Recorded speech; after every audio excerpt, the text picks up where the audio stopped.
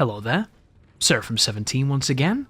This is my Dead Space, no damage, highly restricted run, and this is going to be Chapter 4, entitled Obliteration Imminent. This is one of my favourite missions in the game, and if you want to see the restrictions, they're in the description. We cannot use almost anything, and we have almost nothing. And if that sounds like an exciting prospect, then welcome to the series. Lots of cool things are going to be happening in these videos. The first of which is our introduction to the Brute.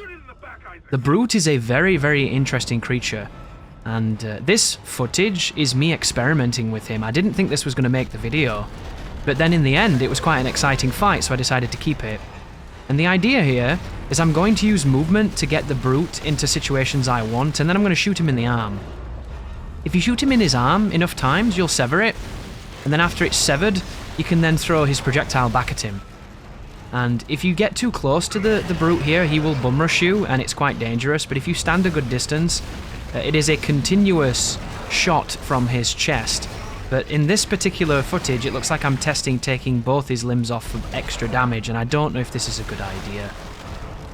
This is probably not the best idea. Luckily, when you play more of the game, you're going to bump into this monster a lot.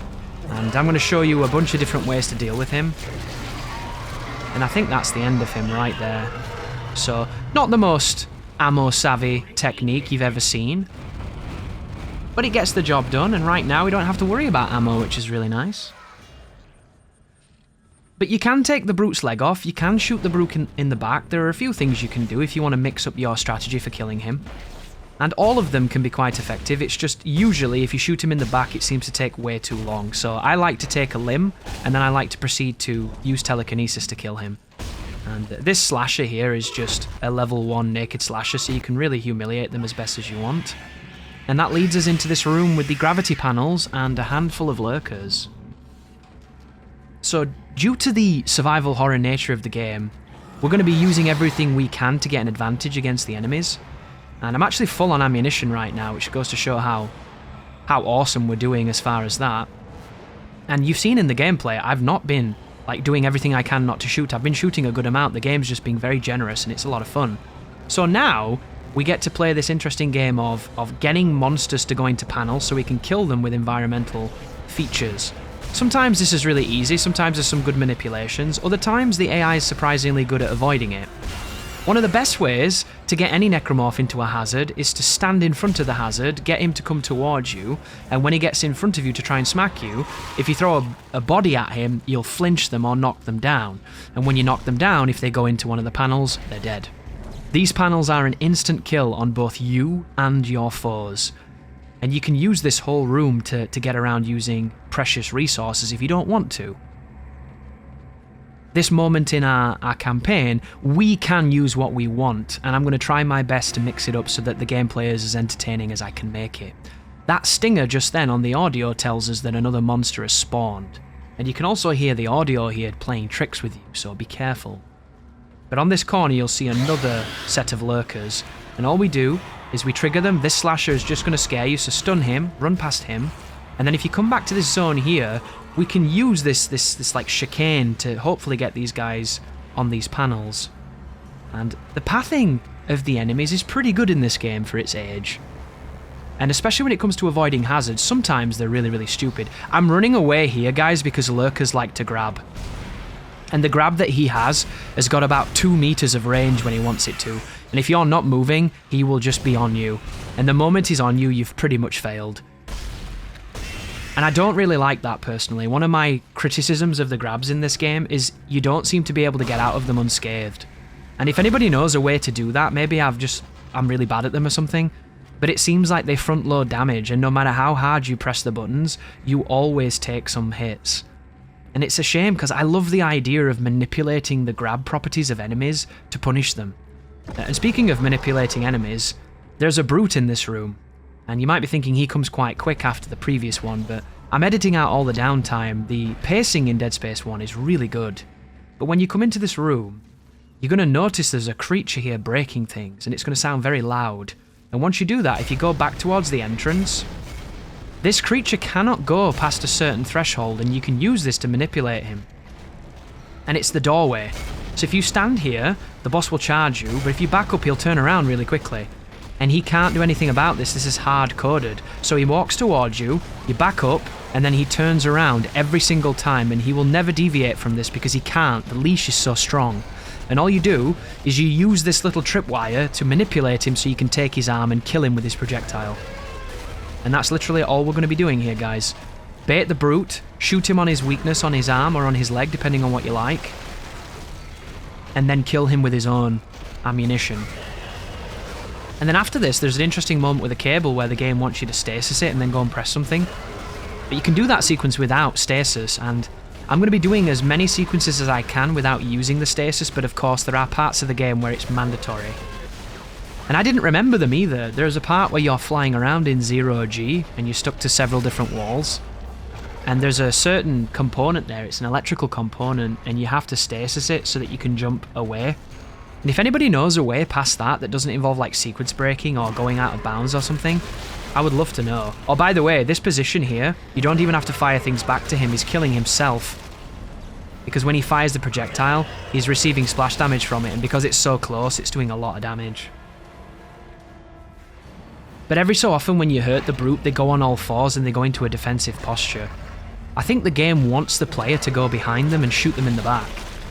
The problem with that is, if you do shoot him in the back, you waste like 30 rounds to kill him. And if you compare it to this, where you let him kill himself, you save a lot of ammo. And ammo is precious in this game, even though I'm running around with tons of it. And it's always better to have more, so that you can avoid certain circumstances later on where you don't. But transitioning on here, we have 2 slashes in this hallway. The slashes are really fun because they go down super quick, the level 1 guys. I just think they're really satisfying to fight. They're popcorn at its finest, and it's really, really, really, really cool when you can feel like you're in control of Isaac and you're dealing damage and you're doing great things. And this is a game from many years ago. This came out in 2008, and it still holds up really well. Like, I would rather play this game mechanically than a lot of games in the current year. That's how strong it is. And then we have this room again with a handful of leapers, and I'm going to show you some movement manipulation on the leapers here. Because what happens to this creature is if he's not facing you correctly, he struggles to activate his attacks, and you can use this to move around his body. And if you get comfortable being close to leapers, you can then work in stuns with your plasma cutter, and then you can put them down very swiftly. And the standard leaper takes about maybe 2 to 3 plasma shots on each limb and will die when you sever both his arms. The black one, however, the enhanced one, that enemy is insane. That enemy takes something like 6 to 8 shots on each limb. It's such an ammo dump killing those creatures. And there's going to be a couple of sequences coming up where I do everything I can to not kill them because I don't have the ammunition. But speaking about enhanced necros, here we have a black slasher dragging a body. And I'm going to do everything I can to stick this guy in a gravity well and send him to the ceiling. But there's 2 of them in this room, and these guys are really fast. So I stun him like that. There's a couple of bodies in this room, but sometimes telekinesis can be a pain in the ass getting them to you. And these slashers will punish you really quickly, so instead I'm going to use the flinch to get them. And you'll notice when you shoot his weak point, he staggers backwards a little bit, and all I did was chain the staggers and they're dead. But moving forward, you will see a lurker in here. He's on the left. See him? So he's going to do weird things. One of the things you're going to notice in this run, guys, that might be different to when you played, is weird physics stuff and weird AI stuff, because I'm playing on high frame rates. This game was not designed around 200 frames per second.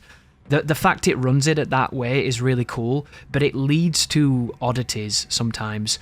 And in some of my retro playthroughs that you see, if you ever see something that looks weird where something flies away, or something like just like hits the ceiling or does something crazy, it's because of frame rates. And just there we saw an infector. Did you see him?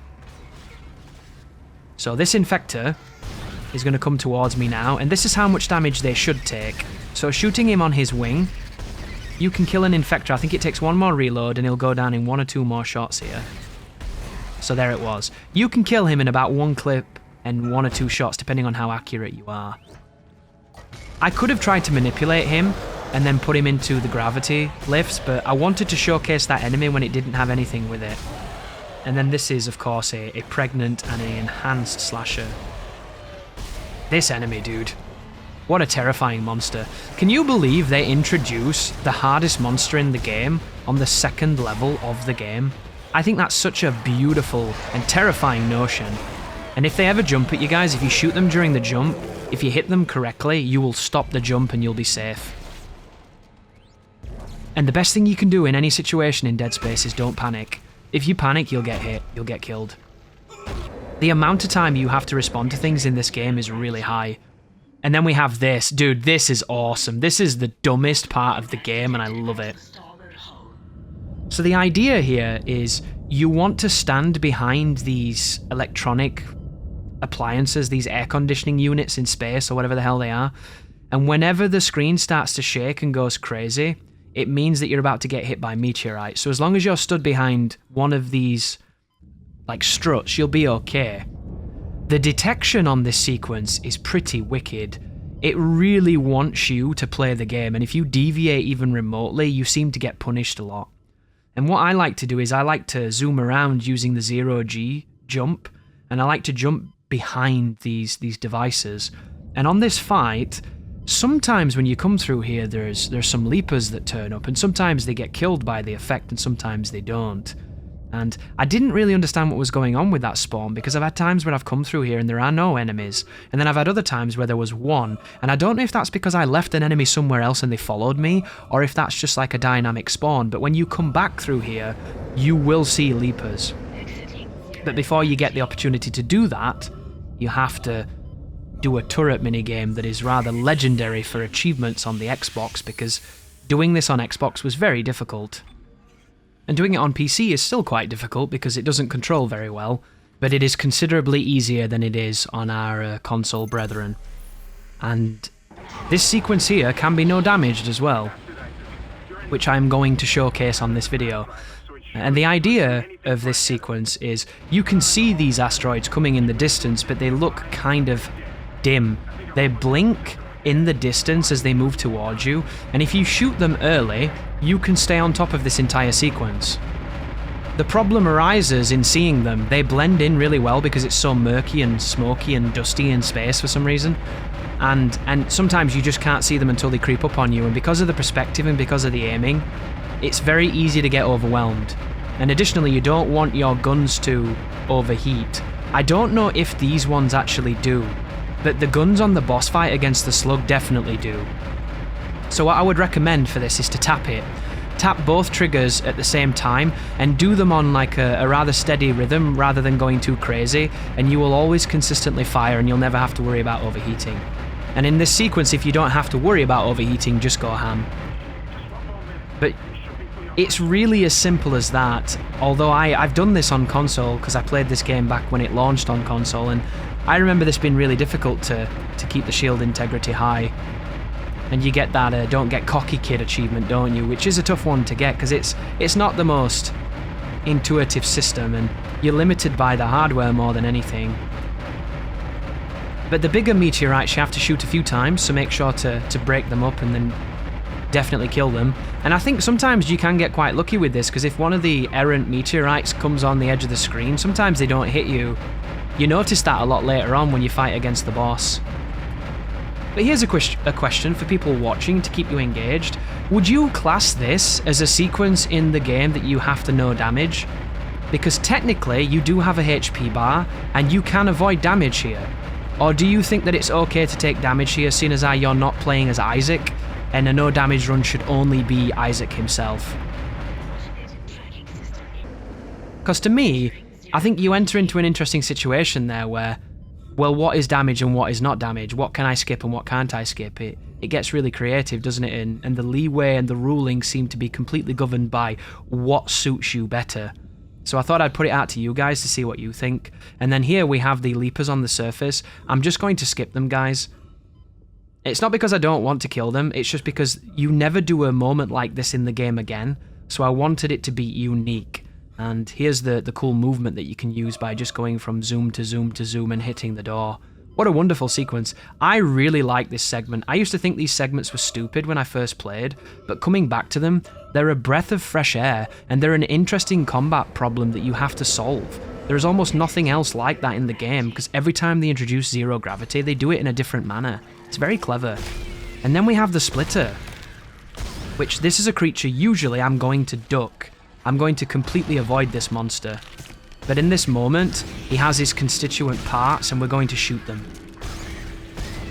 But I saw an interview with Glenn Schofield talking about this monster, and he said the idea was that you spend the whole game severing the limbs, and then this creature, when you attack its limbs, it severs itself and it turns into a bunch of different limbs. So it was meant to be quite subversive. And I think they did a pretty good job with it. I do think it's the worst enemy in the game, because I just don't think it fits the game. It looks like it's a creature from a different series.